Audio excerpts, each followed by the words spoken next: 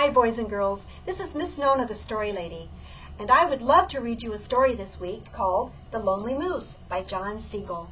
Let's find out if the lonely moose ever finds a friend that he can call his own. I hope so. Deep in the woods at the foot of a mountain lived a moose. He had no family, few friends, and rarely entertained visitors. There's the poor lonely moose. He spent his days alone in the center of the lake, like an island unto himself. There's the big lake, and there's the little moose. Early one evening, Moose was out gathering pond weeds when he heard a strange fluttering sound, followed by a splash. In front of him was a small bird clinging to a lily pad. Oh, that's not right, is it? Birds can't go into the water. They'll drown. Moose hesitated for a moment, then tilted his head and offered an antler. Bird climbed on. I was going to say that little bird. Moose waded ashore and gently shook his antlers. Hey, thanks for the ride, said Bird.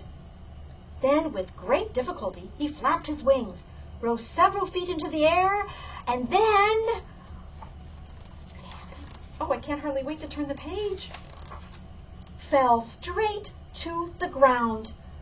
Yikes, moaned Bird. Yikes indeed, groaned Moose. Well, what will happen if Bird can't fly? Night was falling. The forest grew dark. This is no place for a bird that cannot fly, said Moose. Bird, come now. Ooh, there's some scary things in the night, aren't there? My hero, you saved me, said the bird. Look at that, he's up on his antler again. Quiet, said Moose. It's late. Early the next morning, Moose awoke to singing. Tweet, tweet, tweet, tweet, tweet. Good morning, chirped Bird. Quiet, said Moose. It's early. There's just no pleasing that moose, is there? By afternoon, Bird was hungry. They walked to the meadow to dig for worms. Try one, said Bird. They are delicious. Moose tried one. Ugh. Revolting, he thought. I don't think I would like one either. All summer long, their days were full. Most mornings, Moose and Bird picked berries and gathered weeds. In the afternoon, they bathed in the lake. Sometimes they climbed to the top of the mountain just to enjoy the view. Look at that. Bird is okay in the water as long as Moose is there. Look how far they can see on top of the mountain. Just Moose and Bird. Days became weeks, and Bird still could not fly.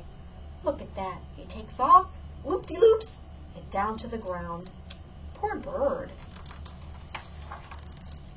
One morning, while out for a walk, Moose and Bird smelled something. Smoke?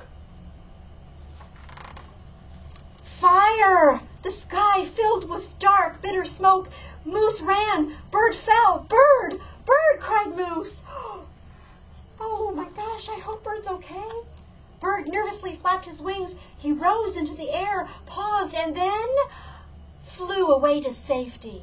Oh, I'm so glad he could finally fly. When the smoke cleared, Moose was alone. Bird was gone. He's all alone again in his pond.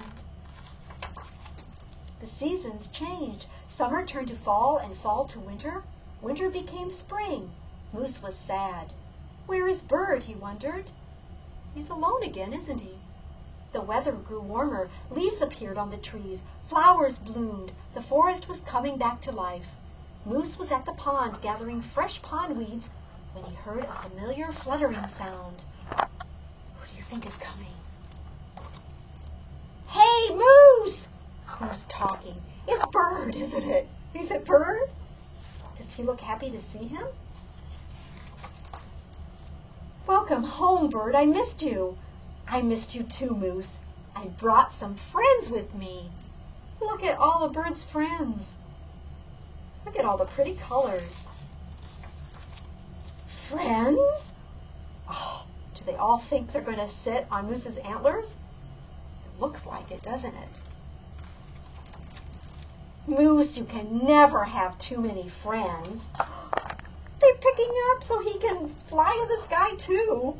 How silly is that? Have you ever seen a moose fly?